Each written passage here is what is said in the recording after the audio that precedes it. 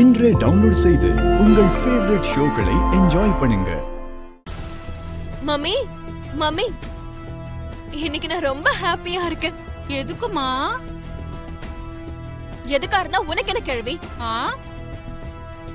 நான் என் மம்மி கிட்ட பேசிக்கிட்டு இருக்கேன். பேசிக்கோ, விளையாடிக்கோ. உங்க அம்மா எல்லார் வாழ்க்கையிலயும் விளையாடுறாங்க, நீ உன் அம்மா கிட்ட விளையாடுற. வாய மூடு கிளவி. முடிஞ்சதா? மம்மி, ஒருவேளை நீங்க எனக்கு கல்யாணம் பண்ணி வச்சீங்கன்னா எப்படி பண்ணுவீங்க? இப்ப எதுக்குடி அந்த டவுட் உனக்கு? ஜஸ்ட் கியூரியாசிட்டிக்காக தான் கேக்குறேன் மம்மி. சொல்லுங்க மம்மி, என் கல்யாணம் எப்படி பண்ணுவீங்க? வேற எப்படி? நம்மள மாதிரி ரிச் பீப்பிள்ஸ் எல்லாம் எப்படி பண்ணுவாங்களோ அப்படிதான் டாம் தூம்னு பண்ண வேண்டியதுதான். அதுல என்ன கிக் இருக்கு? அப்புறம் எல்லார் கல்யாணம் மாதிரி தான் என்னோடதும் இருக்கும். அப்படியா? சரி சொல்லு, எப்படி பண்ணலான்னு. என் கல்யாணத்துல ஆக்ஷன் இருக்கணும்,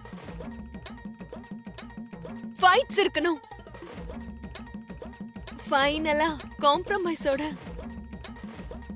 ஹாப்பி எண்டிங்கா இருக்கணும். உனக்கு ஏதாவது பைத்தியம் முடிச்சிருச்சா? ஆக்ஷனுங்கற ஃபைட்டிங்ங்கற என்னடி பேசிக்கிட்டு இருக்க?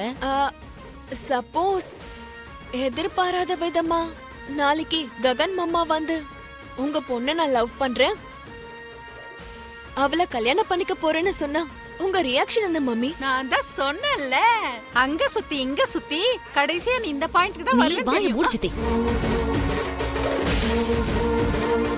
அவன் வந்து உன்னை லவ் பண்றேன்னு ஏன் சொல்ல போறான்? அவன் லவ் பண்றேன்னு சொன்னது, நம்ம வீட்டுக்கு வந்து கூட்டிட்டு போறேன்னு சொன்னது அந்த பூமிய.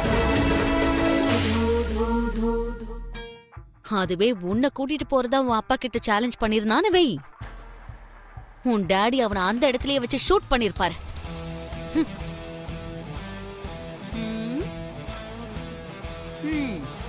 ஓ, அதுக்குள்ளே ஆக்ஷன் எபிசோட் ஆரம்பிச்சிருச்சா? டாடி கிட்ட மாமா சேலஞ்ச் பண்ணிருக்கிறதுனால தான் நாளைக்கு வந்து என்ன கூட்டிட்டு போக போறாரா? அட என்ன கேடுவி நீ? மாமா பூமிக்காக தான் வராருன்னு அம்மா கன்ஃபியூஸ் ஆயிட்டு போறாங்க. ஐயோ, அவன் பூமிக்காக தான் இங்க வரான், உனக்காக கிடையவே கிடையாது. ஓ, நீயும் ரொம்ப கன்ஃபியூஸா இருக்க போல இருக்கு.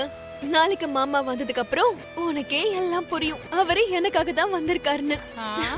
ஏன் இவ்வளவு கோவப்படுறீங்க? நான் அப்படி என்ன தப்பு பண்ணேன்? செய்யறதெல்லாம் செஞ்சுட்டு என்ன செஞ்சேன்னு வேற கேக்குறியா? அப்ப நான் செஞ்சது தப்புன்னு சொல்றீங்களா? அவங்கள வர வேண்டாம்னு சொல்லி நான் தடுத்தனே, அது தப்புன்னு சொல்றீங்களா? என்ன தனியா விட்டுட்டு போனேன்னு நினைக்கிறீங்களா? மீரா, நீ என்ன பேசுறன்னு புரிஞ்சுதான் பேசிட்டு இருக்கியா? நான் எதுக்கு உன்னை விட்டுட்டு போறேன்? நாங்க போனது ககன் இங்க வரக்கூடாதுன்னு தடுக்கதான். என்கிட்ட நீங்க போய் சொல்லாதீங்க, உண்மை என்னன்னு எனக்கு தெரியும். உங்க பையனை வான்னு சொல்லி கூப்பிட்டு தான் நீங்க போனீங்க. உங்க பையன் வந்தானா அப்புறம் எங்க அண்ணன் உங்களை கோவத்துல வீட்டை விட்டு துரத்திடுவாரு. சந்தோஷமா அவங்க கூட போய் சேர்ந்துலான்னு பாத்தீங்கல்ல? எனக்கு தெரியும், என் அண்ணி எல்லாத்தையுமே என்கிட்ட சொல்லிட்டாங்க.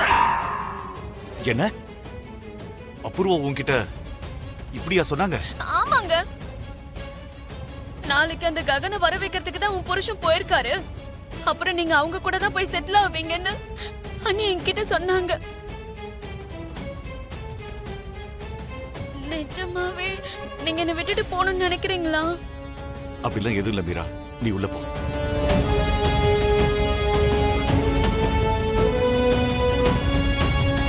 சாரதாக்கு நான் புரிய வைக்க முயற்சி பண்ணேன். அன்னைக்கு மச்சான் ககனை கொல்றதுக்கு கன் எடுத்துட்டு போனப்போ கன்ல இருந்த புல்லட்ஸ் எல்லாம் எடுத்து ககனை காப்பாத்தினது நான் தான் சொன்னதுக்கு அப்புறம் தான் சாரதா என்ன முழுசா நம்பினா. நாளைக்கு அவங்கள வரவிடாம தடுத்து சந்தோஷமா வீட்டுக்கு திரும்பலாம் நினைச்சேன். ஆனா அந்த நேரம் பார்த்து மீரா அந்த வீட்டுக்கு வந்துட்டா. மீரா அத்தை அங்க எதுக்கு வந்தாங்க மாமா? நீங்க அங்க போற விஷயம் மீரா அத்தைக்கு எப்படி தெரியும்? வேற யாரு? அவளுக்கு இருக்கிற 1000 கண்கள்ல 999 கண்கள் நம்ம மேல வச்சிருக்கால அந்த அபூர்வா தான். எனக்கு ஒண்ணும் புரிய மாட்டேங்குது மாமா. நம்ம பேசிட்டு இருக்கும்போது அவங்க எதுவும் கேட்கலல்ல, அவங்களுக்கு எப்படி இது தெரியும்? நரி எப்பவுமே காத்தடிக்கிற வேகத்தை பார்த்து மழை எப்ப வரும்னு கண்டுபிடிக்கும்.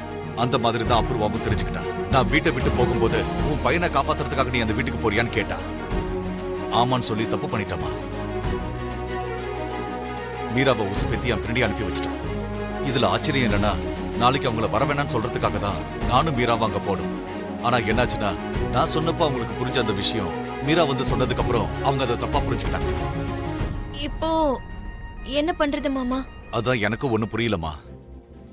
அவன் இங்க வருவான்னு சொன்னதுல இருந்து என்ன செய்ய போறோம்னு யோசிச்சுக்கிட்டே இருக்குமே தவிர எதுவுமே செய்யல. கடவுள் மேல பாரத்த போறதை தவிர நம்மளால எதுவும் செய்ய முடியாது. இப்பவே டைம் ஆயிடுச்சு. நீ போய் தூங்குமா. தூக்கம் இல்லாம போச்சுன்னா மனசுல இருக்கிற கவலை இன்னும் அதிகமாயிடும்.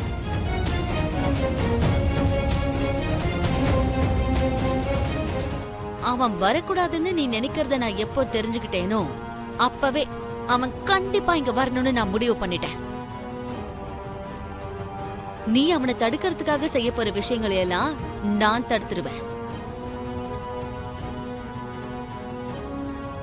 நாளைக்கு ஏதோ ஒரு ரூபத்துல அவன் உயிர் பறி போகுங்கிற ஆப்ஷன் ஒன்னே ஒண்ணு மட்டும்தான் இருக்கு. அதெல்லாம் கிடையாது. நான் என் அப்பாவுக்கு இன்னும் நெருக்கமாகி அவரை சம்மதிக்க வச்சு அதுக்கப்புறம் நான் ககனை கல்யாணம் பண்ணிக்குவேன்னு நீ சொன்னா அது நடக்காத காரியம். ஏன்னு கேட்டேன்னா இதுக்கு நடுவுல நான் இருக்கேங்கிறத மறந்துடாத. நீ எவ்வளவு பெரிய திட்டம் போட்டாலும் சரி, நான் சொடக்கு போடுற நேரத்துல அதை முறியடிச்சிட்டு போயிட்டே இருப்பேன். எதுக்கு சொல்றேன்னா, ஆப்போசிட்ல இருக்கிறது ககன். அந்த ககன் மேல உன் அப்பாவுக்கு எந்த அளவுக்கு கோவம் இருக்குன்னு நான் உனக்கு சொல்ல வேண்டிய அவசியமே இல்ல.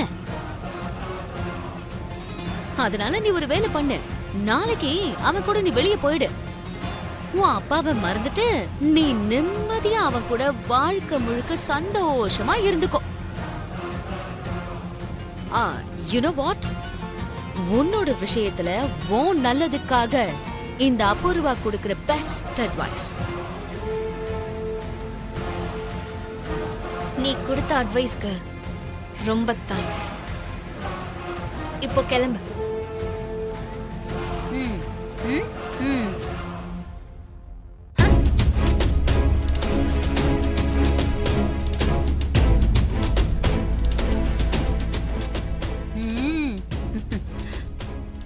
என்ன சித்தி, என்னோட பிளான் வேலைக்காகாதுன்னு சொன்ன, என்ன பைத்தியக்கார ஹாஸ்பிட்டலுக்கு அனுப்பணும்னு சொன்ன. ஐயோ இல்லம்மா, இப்ப என்ன சொல்ல போற? வேற என்ன சொல்லுவேன்? அப்பவே சொன்ன மாதிரி PhD கொடுக்கணும்னு சொல்லுவேன்.